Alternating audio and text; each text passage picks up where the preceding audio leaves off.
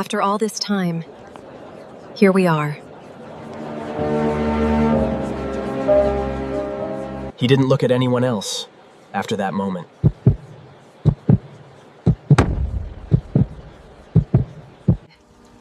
This contract will decide more than your father's legacy. If I cross this line, there's no going back.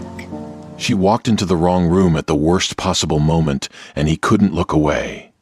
Zuri Ademi had spent 5 years hiding her name, her bloodline, and the empire her father had left her. But tonight, in the marble heart of Seoul's most dangerous penthouse, her cover collapsed the moment she locked eyes with Kang Yi-hyun, the man every shadow in this city feared. He wasn't supposed to see her. She wasn't supposed to feel anything. And yet something ancient and impossible ignited between them in that single breath, a pull so violent it rearranged her bones. One look, one secret, and their worlds would never be the same. Stay with us on Afro-Korean love drama, because this story will wreck you beautifully. The night Zuri Ademi walked into the Kang family penthouse, she was wearing a borrowed identity and someone else's courage. Her real name was not a name she spoke aloud in Seoul. Here, she was Zuri Park, cultural liaison, freelance interpreter, unremarkable. Her credentials were real. Her reason for being at the Kang Industries charity gala was real. But the name, the history, the $23 billion inheritance sitting dormant in a Lagos trust fund under her dead father's seal? That was not something she led with. She had come to Seoul for one reason: to quietly recover a stolen contract, a land deal her late father had signed with Kang Industries before his death, a deal that had been manipulated, forged, and buried under layers of legal sediment by people who assumed the Ademi heir was too young, too soft, and too far away to fight back. They had assumed wrong.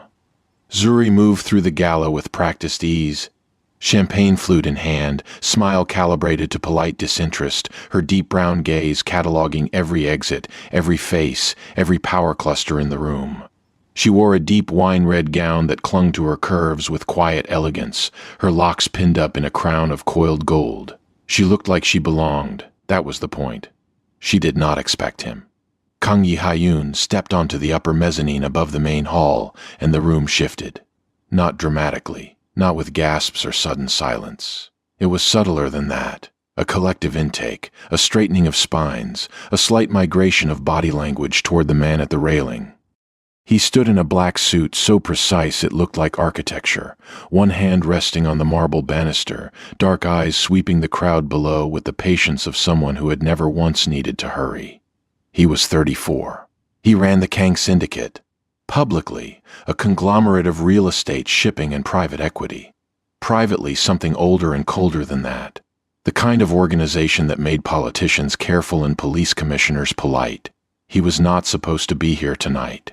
He had sent his younger brother to represent the family, but something had changed at the last moment. Some instinct, some pull he couldn't name, and he had come himself. His eyes found her immediately. He didn't know why. The room was full of beautiful women. Women who had dressed specifically to be noticed by him, who had positioned themselves carefully, who smiled in his direction with intention. He registered none of them. He registered her. She was standing near the far edge of the hall, slightly apart from the nearest cluster of guests, reading the room the way a soldier reads a battlefield. It was the stillness in her that caught him, not passivity, but control. She was watching, calculating, and filing. And she had absolutely no idea he was watching her do it. He found that remarkable. He descended the mezzanine stairs without breaking his gaze. Zuri felt the shift before she saw the cause. It was a change in the room's atmosphere, the way certain men straightened, the way a path subtly opened through the crowd. She turned, and he was already 5 feet away, looking directly at her. She held his gaze for 1 beat, 2. And then something deeply inconvenient happened inside her chest. A tightening, a heat, an electrical awareness that had absolutely no place in tonight's agenda. She looked away first. "You're not on the guest list," said a low voice beside her. She turned slowly. He was closer than she'd thought. Up close, the cold precision of him was almost physical. Jaw sharp, mouth unsmiling, eyes the color of deep river stones. And yet there was something underneath the ice, something that watched her with an intensity that felt almost searching. "Zuri Park," she said calmly. "Cultural liaison for the Noma Foundation. I can show you my credentials." "I've seen your credentials," he said. "They're real. Your name, however, is not." The champagne flute in her hand didn't waver. Her face didn't change. But her pulse decided on its own. "I'm sorry," she said. "Kangi Hayun," he said, as if she didn't know. "And you're standing in my building, Miss Ademi, holding a glass of wine that costs more than your monthly freelance rate." He tilted his head. "Would you like to try again?" A long, suspended moment. Then Zuri smiled. Slow, deliberate. The smile of a woman who had been caught and had decided to own it. "I'd like to finish my champagne first," she said. Something moved behind his eyes. Not amusement, not quite. Something more dangerous than that. "Fair enough," he said quietly. He didn't leave. He stayed beside her for the next 40 minutes, saying almost nothing, watching the room. And she stayed too, because leaving now would look like flight, and Zuri Ademi did not flee. But she felt every inch of the space between them. Every breath, every moment his arm nearly brushed hers. By the time the gala wound down, she had gathered exactly none of the information she'd come for. And she couldn't decide if that was a disaster or if something worse had happened entirely. The next morning she received a card, cream envelope, no return address. Inside, a single line of handwriting, sharp, economical strokes. "The contract your father signed is in my possession. Come to my office at 10. K. J.H." Zuri sat with it for a long time. Then she got dressed. His office occupied the top floor of Kang Tower, 42 floors of blue-black glass above Central Seoul. She arrived at exactly 10:00. She was shown in without waiting. He was standing at the window with his back to her when she entered, hands clasped, looking at the city. "You know who I am," she said. "I've known since you applied for the gala credential 3 weeks ago." He turned. "I wanted to see what you'd do in person." "Ah! You're better than I expected." Not a compliment, an assessment. "Sit down." She didn't. "Where's the contract?" "Safe." He crossed to his desk unhurried. "Your father signed that agreement in good faith. My uncle, had it altered after your father's death. The original is in my vault. I've been building a case to restore it." She stared at him. "Why?" "Because it's the right thing to do." He said it simply, without drama. "And because your father was one of 3 people in my lifetime who ever dealt with this family honestly." He met her eyes. "I owed him a debt I never repaid. This is the beginning of repayment." Zuri stood very still. She had come prepared for war, for lawyers, delays, manipulation, the cold machinery of a powerful man protecting his interests. She had not prepared for this, for honesty delivered without ceremony, for a man who looked at her like she was the answer to a question he'd been carrying for years. "What do you want in return?" she said carefully. "Nothing. Apusa. Yet. Apusa." And later that week she came back. Not for the contract. The legal process had begun, his attorneys working in parallel with hers. She came back because he had sent her a second note, brief and maddening. "There is a secondary clause your father's lawyers missed. It requires your direct review." "Kay!" She arrived at 7 p.m. The office was quieter at this hour. Fewer staff, the city lights beginning to stitch gold across the dark. He met her in the conference room himself, the document spread across the table. They worked for 2 hours, side by side. He was meticulous, patient.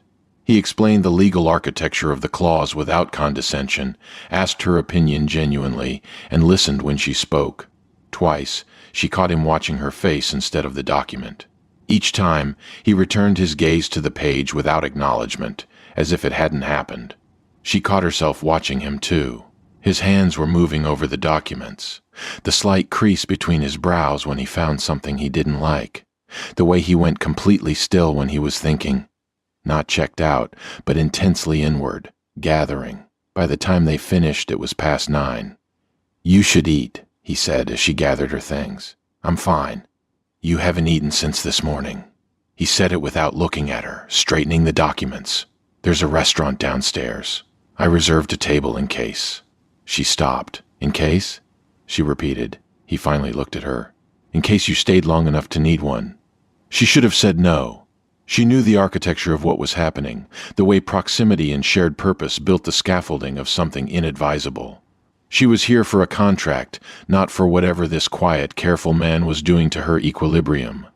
1 hour, she said. He almost smiled. Almost. 1 hour, he agreed. They stayed for 3. They talked about her father, the real man, not the legend. About his humor, his stubbornness, his love for Afrobeats, and terrible instant coffee. Yi-hyun listened with the focused attention of someone storing every detail carefully.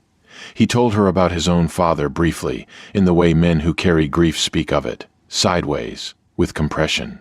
His father had built the syndicate from survival, from a Korea that had no mercy for the hungry and ambitious. He had made choices that left marks. Yi-hyun had spent his adulthood trying to rebuild something cleaner on the same foundation. "Do you think that's possible?" she asked. "Building something clean on a broken foundation?" "I think the question is whether the thing you're building is worth the weight of what's underneath," he said, "and whether you can live with carrying both." She looked at him for a moment. "That's not an answer." "No," he agreed, "it isn't." Outside, it had started to rain. 3 days later, she arrived at Kang Tower to find the lobby in barely concealed chaos. The staff moved with the particular tension of people trying to appear normal while something very abnormal was happening above them. Zuri had reached the elevator before Yi-hyun's personal secretary, Ms. O, intercepted her with a face like a weather warning. "Miss Park, I apologize. Today may not be the best. Let her up." Yi-hyun's voice came through the secretary's earpiece, quiet and final. The elevator opened.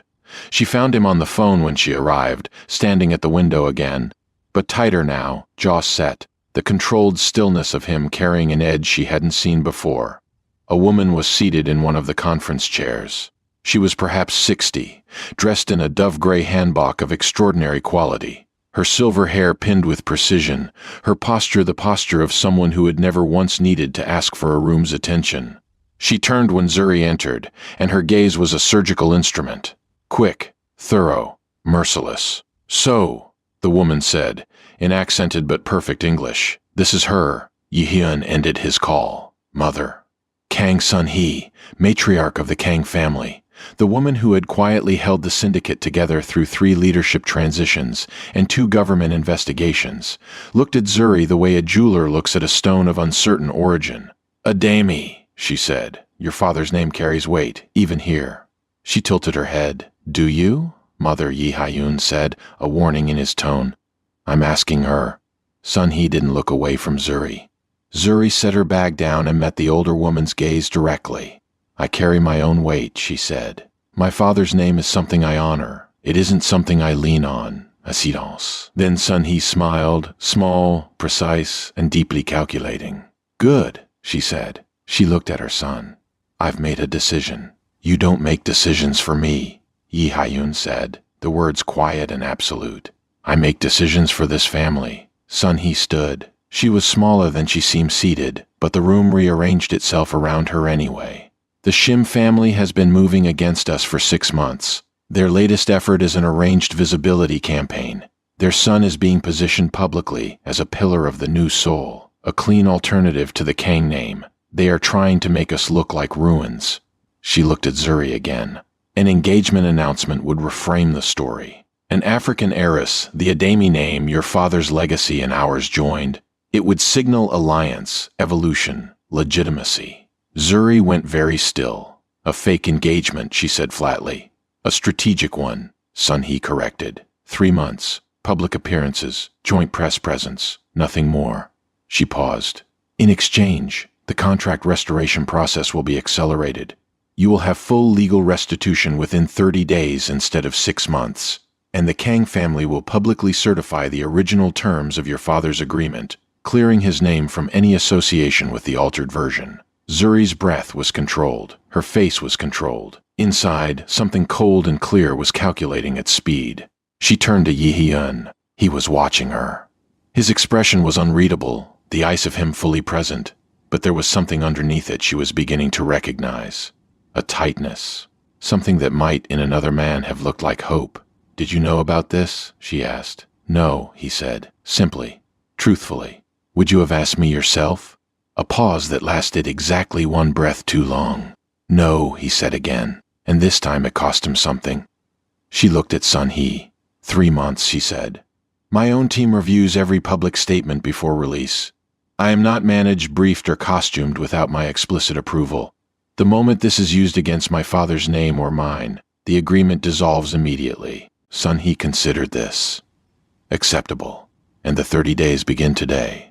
"Of course." Zuri picked up her bag. "Then we have a deal." She looked at Yi Ayun one last time. His jaw was tight, eyes unreadable, and she could feel the weight of what he wasn't saying pressing against the air between them. She walked out before she could feel it any more than she already did. The announcement went public on Thursday. Kang Yi Hyun and Zuri Ademi photographed together at a cultural fundraiser. His hand at the small of her back, her face turned slightly toward him. Both of them captured in a single frame that told a story neither of them had written. Seoul's gossip networks caught fire within hours. The Kang family's PR machinery was efficient and elegant. The narrative was clean. A quietly significant relationship, confirmed. No dramatic details, no overwrought statements. Just a photograph and a brief acknowledgement. The subtlety of it made it more believable than a spectacle would have. By Friday morning, Zuri had 47 missed calls, 17 from Lagos, 12 from London, 8 from people she hadn't spoken to in years who had suddenly rediscovered her number. She ignored them all and went to the office that Ye-Yoon's team had assigned her for the duration of the arrangement.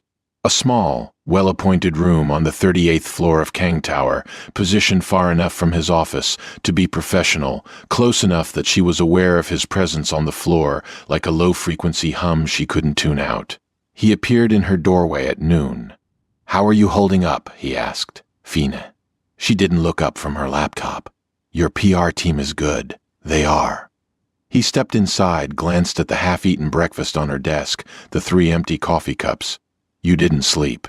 "I slept. 4 hours." She wasn't going to debate semantics. He crossed the room and set something on her desk. A takeout bag from a place she'd mentioned once briefly, in passing during their dinner. Nigerian pepper soup.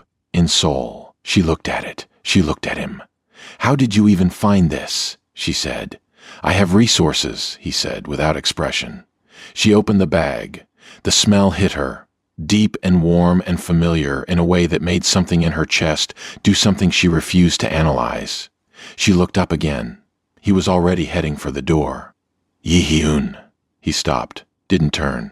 "Thank you," she said quietly. "A pause." "Eat your soup," he said, and left. The first public appearance was a charity art exhibition. Clean, photographable, politically neutral. They arrived together in his car, and she felt the shift the moment the door opened. The weight of attention, the flutter of cameras, the way the gathered crowd rearranged itself to accommodate the story they were supposed to tell.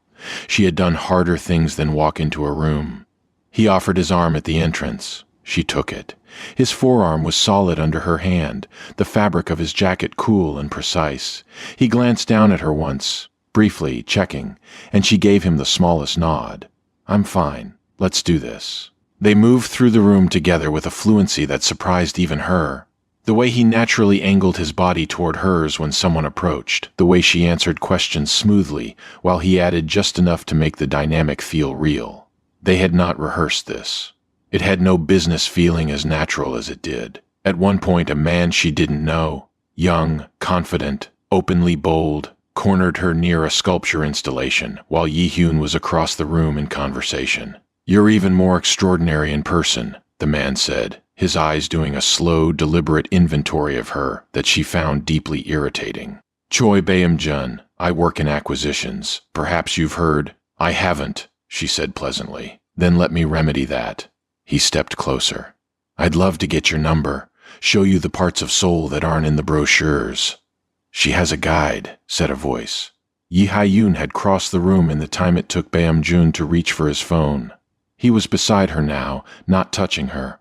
But the quality of his presence beside Baeum-jun was like the difference between a still lake and a depth charge. Baeum-jun looked at him, went pale, excused himself with remarkable speed. Zuri watched him leave. Then she looked at Yi Hyun. "I could have handled that," she said. "I know." He wasn't looking at her. He was watching Baeum-jun retreat, jaw slightly set. I didn't like how he was looking at you. We're in public. I'm aware. He finally looked at her. I still didn't like it. The honesty of it landed softly between them. She turned back toward the art. You're jealous, she said, keeping her voice light. He said nothing, which was somehow an answer. By the end of the third week, she had stopped counting the number of times she caught herself watching him. The way he worked, with absolute focus, no wasted motion. The way he spoke to his staff, direct, never cruel, occasionally dry in a way that surprised laughter out of people who hadn't expected to laugh.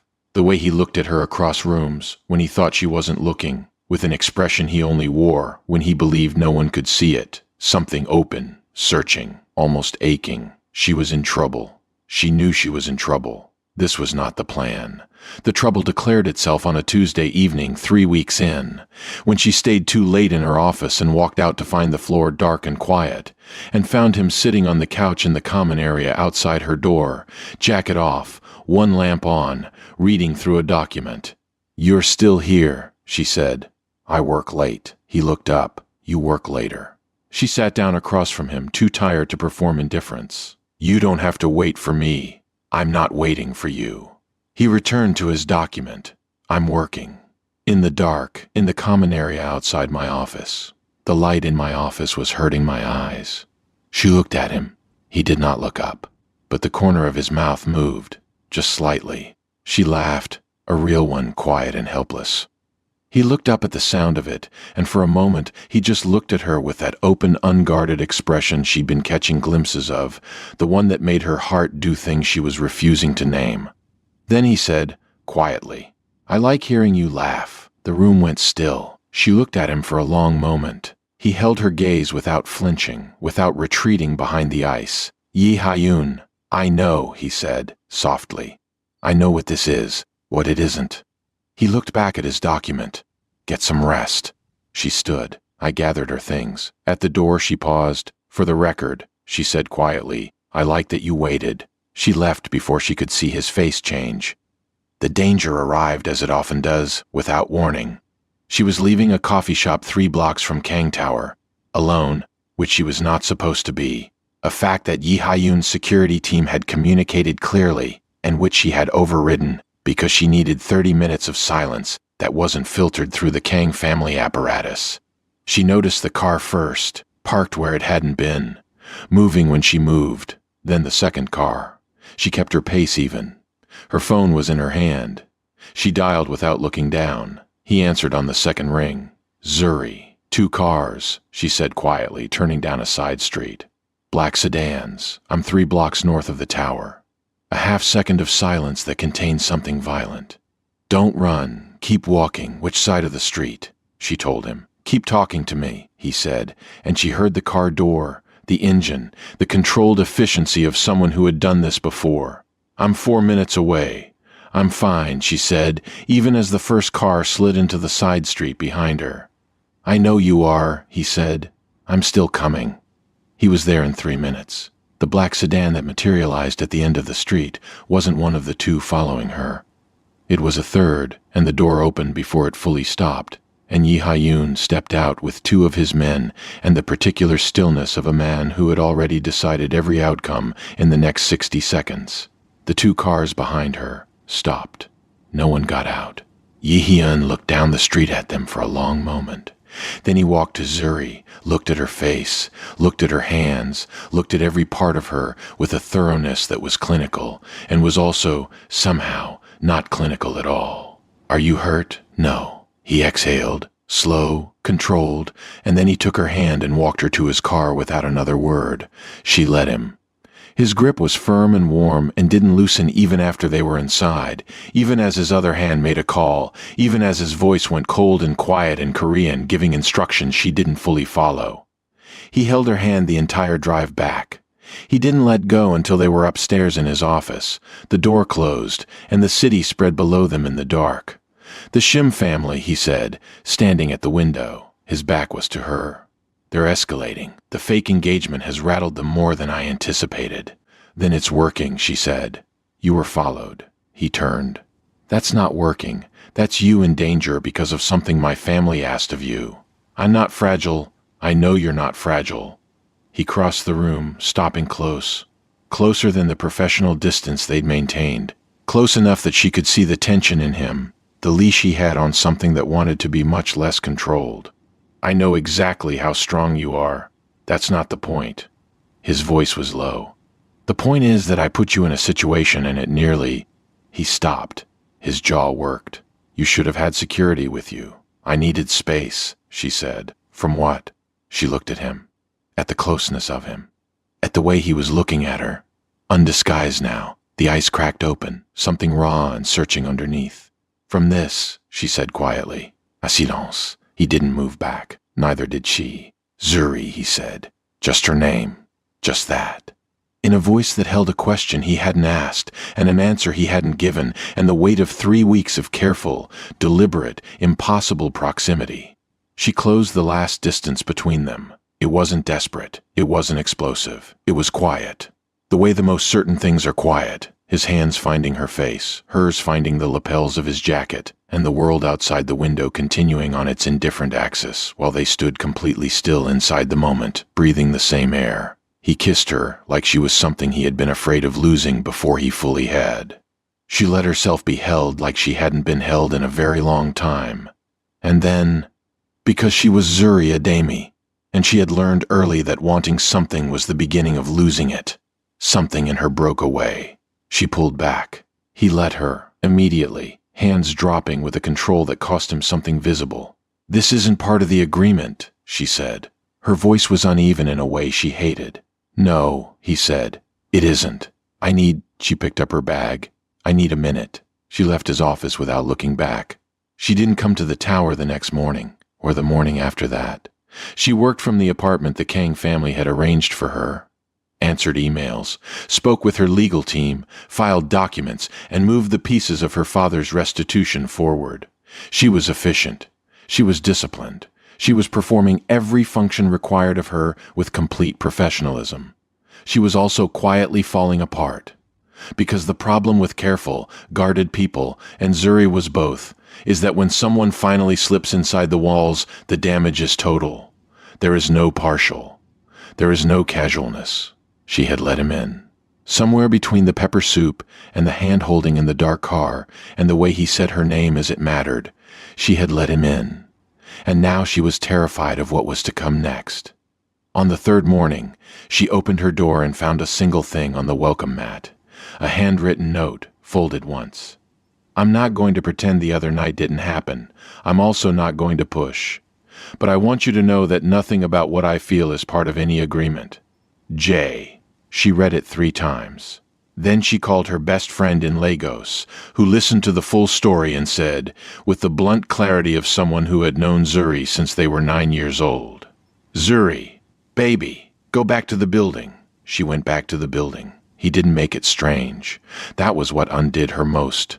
The way he simply greeted her at the elevator, handed her a coffee, said the legal team needs us at 2, and returned to work as if nothing and everything had shifted. Except that now he stood close in meetings. Left his jacket on the back of her office chair when he dropped by. Touched the back of her hand once, briefly, when she said something that made him concerned, and didn't move his hand immediately when the concern passed. Small things. Deliberate, unhurried. The patience of a man who had decided on something and was willing to let her arrive at it in her own time. She arrived at it faster than she'd planned. The danger came back 2 weeks later, and this time it didn't come in the form of black sedans. It came as information. A contact of Zuri's, a journalist in Seoul who owed her a favor, sent her a file at midnight. She opened it in bed, read the first page, and sat completely still for a long moment. Then, she called Ji Hyun. He answered in 2 rings. It's midnight. The Shim family, she said. They're not just running a visibility campaign. They've been building a case against your uncle. The altered contract. The fraud. They're planning to use it as leverage to force a leadership transition. Publicly. Silence. They're going to release it in 72 hours, she said. But there's more. They have a source inside Kang Industries. Someone close to you. She heard him get up, heard the quiet sounds of him moving through the dark. How did you get this? It doesn't matter. What matters is... It matters to me, he said. You're my... He stopped. A pause. You're important to me. I need to know you're safe. The year Mai hung in the air, unfinished. She let it be unfinished. For now, I'm safe, she said. I'm also sending you the file. Read the last section. The source. I think I know who it is. Another pause as she heard him open the file. Sang-il, he said quietly. His personal assistant, 3 years. A man he had trusted with schedules, travel, the logistics of his daily life. Yes, she said. A long silence. Thank you, he said finally. The words were simple and carried an enormous weight. Get ahead of it, she said. You have 72 hours. We have 72 hours, he said. I'll be at your apartment in 20 minutes. We're going to work through this together. She looked at the dark ceiling of her bedroom for a moment. The coffee maker in this apartment is terrible, she said.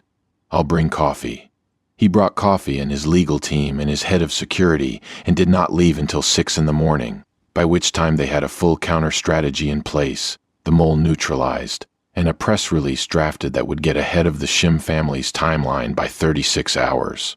He left just before dawn. At the door he paused. Zuri. He looked at her, tired coat on, coffee cup empty in his hand. When this is over, all of it, the contract, the arrangement, the strategy, when everything that requires you to be here for a reason is done. He held her gaze. I would like to give you a reason that's only mine. She looked at him for a long moment. Ask me then, she said softly. He nodded and left. The press release landed at noon the next day. Kang Industries, in partnership with the Adami Foundation, issued a full public restitution of the original contract terms, framed not as a correction of fraud, but as a celebration of an alliance fulfilled, an honoring of the agreement as originally intended by both families. It was clean, dignified, and airtight. Alongside it, a legal filing. The altered contract, its signatories, its chain of manipulation, all exposed, all attributed, all delivered to the appropriate prosecutors with a completeness that left the Shim family no room to reframe or spin. By the end of the day, their leverage was gone. Zuri watched the news cycle from the office she'd been using for 7 weeks and felt something ease in her chest that had been tightened since before she'd landed in Seoul. Her father's name was clean. His agreement was restored. The thing he'd built, the partnership, the deal, the handshake between two families who had trusted each other, was real again. She sat quietly with that for a while. Then she went to find Yi Hyun. He was on the roof. She found him there in the early evening, standing at the railing, looking at the city. He heard her come through the door and didn't turn around, but his posture changed, slightly, almost imperceptibly, the way a man's posture changes when the person he was hoping for arrives. It's done, she said. It's done, he agreed. She came to stand beside him. Below them, Seoul was lighting up in the dusk. Millions of lights, millions of stories, the whole impossible, complicated city just going on. The arrangement ends tomorrow, she said. I know. Your mother will consider the objective met. She will. A pause. Yi Hyun. She turned to look at him. He turned to look at her. The space between them was small and honest, holding nothing. Ask me now. He looked at her for a moment, really looked, the way he had from the beginning, like she was something worth seeing all the way through. Stay, he said, not as a strategy, not as an agreement. Stay because I would like to build something with you that is only ours. His voice was quiet and absolute. I have been careful my whole life, measured. I have not done one impulsive thing since I was 19 years old. A pause. You are the exception I want to keep making. She was quiet for a moment. Then she said, I came to Seoul to recover a contract. I was supposed to be in and out in 3 weeks. I know. I am deeply, unreasonably, inconveniently in love with you. Something cracked open in his face. Not broken, but opened, like a window in a room that had been closed too long. Good, he said quietly. She laughed, the real one, helpless and warm. And he closed the distance between them and held her, properly, both arms, her face against his shoulder and his chin against the crown of her head, and they stayed like that above the city, while the lights came all the way on below. 3 months later. Sun-hee watched from the head of the table as Yi Hyun sat next to Zuri at the family dinner. Not formally, but close. The way people sit when the space between them is chosen rather than assigned. She watched her son laugh, actually laugh, the real kind, not the social performance, At something Zuri said quietly. She watched Zuri hold her ground with complete ease when one of the uncles asked a pointed question about the Ademi business structure, answering with precision and no apology. Sunhee had manufactured an arrangement. She had not manufactured this. She lifted her glass. To the Ademi family, she said, looking at Zuri directly. For building things that last. Zuri held her gaze. To build them honestly, she said. Sunhee almost smiled.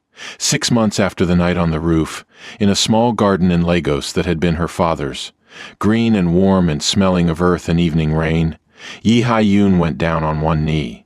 He had no speech prepared. He had a ring, simple, extraordinary, a diamond set in a band of yellow gold that her father had once described to him in passing, in a meeting Yi Ha-yoon had attended 14 years ago as a junior associate, before either of them knew what any of this would become. He had been holding on to it for 7 months. "You told me to ask you when everything else was done," he said. "Everything is done." He looked up at her. "Zuri Ademi, will you build the rest of it with me?" She looked at him in the garden that smelled like her father, in the light that was the same gold as the ring, and she thought, this is what it means when something is yours. "Yes," she said. He slid the ring onto her finger. He stood. She pulled him in by the collar of his jacket and kissed him in the garden while the evening birds made noise above them and the city beyond the walls went on doing what cities do. 1 year later. The announcement was brief. A photograph. The same two people, the same quality of looking at each other, but different now, easier, deeper, the kind of closeness that has been tested and stayed. Underneath the photograph, a single line. "The Kang and Ademi families welcome a new generation." Somewhere in Lagos, an old journalist who had covered the Ademi family for 30 years read the announcement, looked at the photograph and thought, the father would have loved this. In Seoul, in the penthouse above the city, Yi Ha-yoon sat on the edge of the bed at 2 a.m. and watched his wife sleep, her locks spread across the pillow, one hand resting on the soft curve of her belly, entirely peaceful, and felt something in his chest so large and quiet he had no name for it. He didn't need one. He turned off the lamp and lay down beside her, and the city went on below them, and the night was deep and warm and full of everything they had built and everything still to come. If this story reached somewhere deep inside you, you're exactly where you belong. Come back to Afro-Korean love drama, where love is always worth the fight, and every ending is really just the beginning of something more beautiful.